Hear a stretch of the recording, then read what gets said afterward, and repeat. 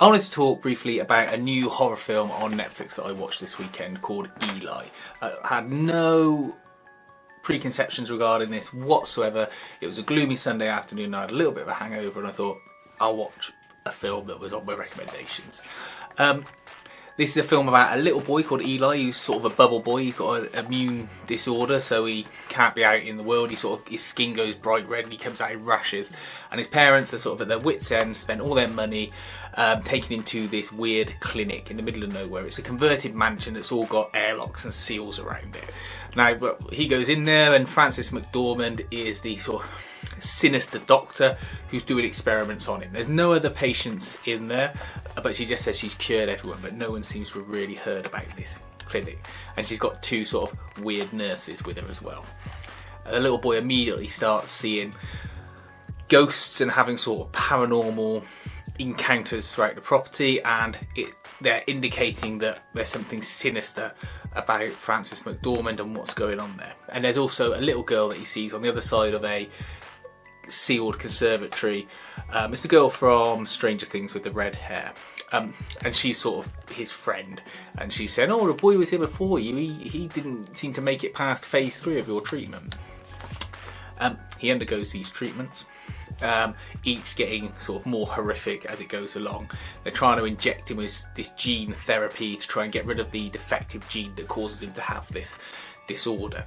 And at one point they have to drill into his brain like trepanning and put sort of the medicine in his brain because it won't breach the blood-brain barrier itself. And it's all very sort of traumatic and horrible.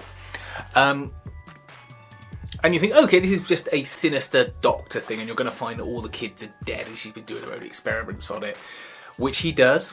He finds that there's a sort of burial chamber with all sort of religious iconography in the basement, and then all of a sudden his dad's in on it, then his mum's in on it, and you're thinking, oh, okay, there's something weird going on. They're in a cult or something like that. That's where it gets to about an hour, and this is an hour and a half film. For the last half hour, you then get the reveal, the twist at the end, which is really good. It makes all of the sort of atmosphere and tension up to that point worthwhile. You find out that he has not got an immune disorder. He's actually the son of the devil, and his mum wanted a child so bad that she prayed to the devil and she ended up sleeping with Satan, and that's the result. He's the result of it. And when you think back through the film, there were like little snide comments and things being said by the dad to the mum about, well, at least I'm faithful and stuff like that. And you think, well, why is he saying that for? That's a bit weird, you know. Well, no, they've obviously had some problems. Of course, he knows she slept with the devil. And then he proceeds to realise his power. He starts levitating all the doctors and nurses, makes him into an inverted cross shape, sets him on fire, his eyes are glowing, his skin goes funny, and it all looks really effective because the boy's got sort of a blonde bowl cut, and that just, you know, accentuates sort of his transformation. And then he starts like setting them on fire and torturing them, and he blasts his way out of the building. Turns out it's sealed and airlocked because it's to keep sort of demonic forces away, and the gene therapy they've been giving him is they've been injecting holy water into his body.